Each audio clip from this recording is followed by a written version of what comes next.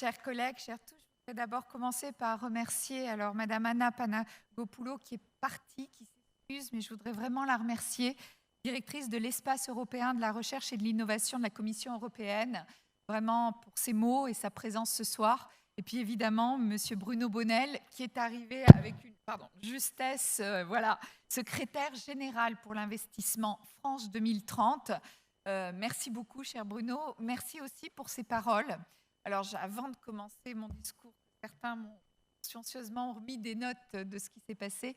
Je voudrais rebondir sur ce que M. Bonnel, cher Bruno, a dit, parce que d'origine, avant d'être présidente, j'étais physicienne d'un de ces laboratoires, d'une de ces 4 chercheurs en HIC que je pense avoir reconnu. Et je voudrais vraiment m'associer à ce qu'il voudrait dire.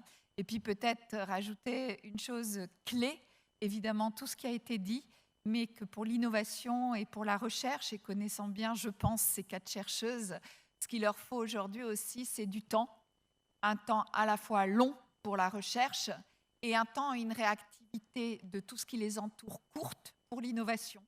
Et je pense qu'avec cette double dynamique, cette double détente que l'on va savoir gérer aujourd'hui dans nos établissements, nos universités, nos organismes de recherche, même si elles ne verront pas peut-être la machine ou l'ordinateur quantique sur lequel certaines travaillent, elles verront quelque part une avancée pour le bien de la société et le bien de la science forte. Je voudrais vous remercier pour cet exemple très concret.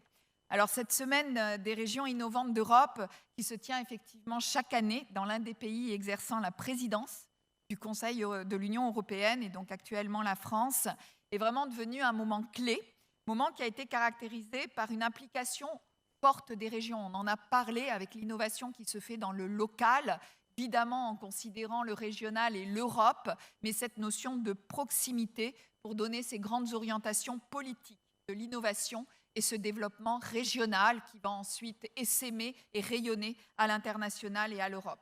Les échanges de ces 2 jours, alors vous avez eu mieux que moi les rapports et des synthèses, mais ont permis particulièrement d'évoquer les spécificités de cette innovation de rupture par rapport justement aux innovations dites classiques. Et il a été en particulier établi que ce sont des innovations dont la diffusion remet en cause l'ordre établi du secteur, du marché dans lequel elles se déploient. Ces innovations vont aussi modifier profondément les usages et, bien que ça soit important, ce n'est pas qu'une question de tech aujourd'hui. Les échanges ont aussi permis d'identifier les éléments clés pour la diffusion de ces innovations, ceux qui sont connus et aussi ceux dont les écosystèmes auraient besoin en termes d'opportunités de financement, mais aussi de protection de propriété intellectuelle, industrielle et intellectuelle, de formation de talents pour que les compétences permettent une diffusion à grande échelle. Et ce qui est important, on en a parlé, ça a été redit tout à l'heure, l'acceptation sociale de ces innovations pour qu'elles soient appropriées, utilisées et en particulier en réponse aux grands enjeux. Cette conférence a effectivement soulevé la question essentielle du rôle stratégique de ces innovations pour le futur de notre Union européenne. Alors, au terme de ces 2 journées de conférences, d'ateliers, nous avons tous la certitude que ce ne sont ni les idées, ni les compétences qui manquent en Europe. Et je parle bien de notre Union européenne, notre Europe, car j'ai été frappée, et tout le monde dans mon équipe a été frappé par cette implication, votre implication de tous et toutes, aussi bien parmi les intervenants et les intervenantes qui ont beaucoup fait partager cette ambition de succès de l'Union européenne, mais aussi parmi les participants et les participantes qui sont venus chercher des idées, des contacts, de la proximité et de l'échange. Ce Wire, écosystème éphémère, a réuni des entreprises, des chercheurs, des acteurs des infrastructures publiques qui travaillent à soutenir ces innovations et nous a confortés dans la certitude que notre réussite à tous résultera de notre connaissance de nos richesses collectives.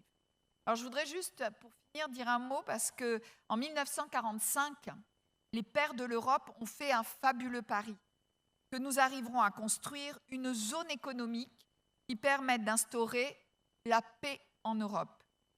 Cela aura été probablement une des plus belles réalisations du XXe siècle. Et aujourd'hui, au XXIe siècle, on voit aussi combien cela est fragile. Je veux croire que cette conférence s'inscrit dans cet héritage pleinement pour penser à demain et à notre succession parmi nos jeunes et notre planète. Je fais donc le vœu qu'en 2022, que tout ce qui a été évoqué au cours de ces 2 jours nous permette à tous d'imaginer et de contribuer à construire une Europe de demain pour qu'elle offre à tous les citoyens européens de vivre dans une région libre où la liberté d'entreprendre fasse écho à la liberté académique pour contribuer à résoudre ces problèmes de la planète en s'appuyant sur les forces complémentaires du secteur public et du secteur privé. En créant ainsi les champions européens de l'économie de 2030, nous pourrons être le premier continent neutre pour le climat.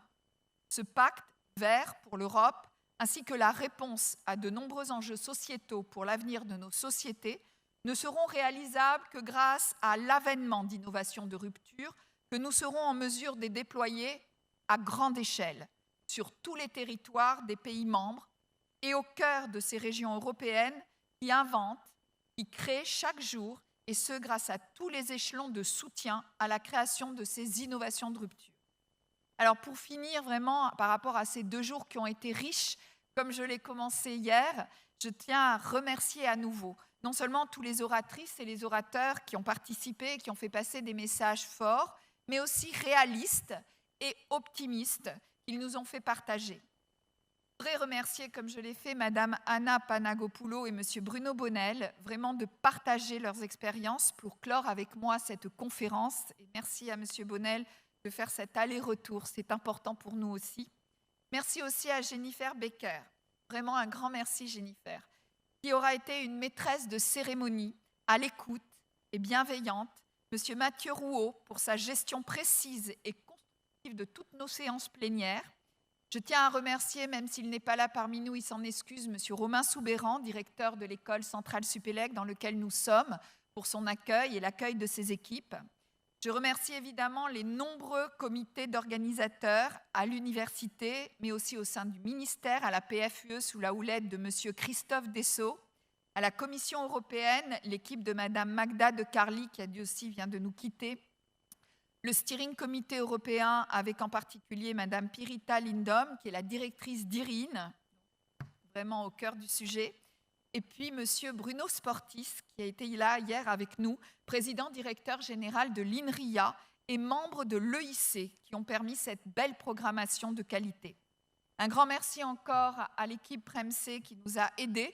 Alors, un petit clin d'œil, puisque cette équipe qui était là par les marchés publics, donc vraiment ouverture, mais qui a quand même été créée par un ancien élève de Centrale à l'époque, Sharif Boujma, donc je voudrais vraiment donner ce clin d'œil aussi, et qui nous a accompagnés pour l'organisation de ces 2 jours.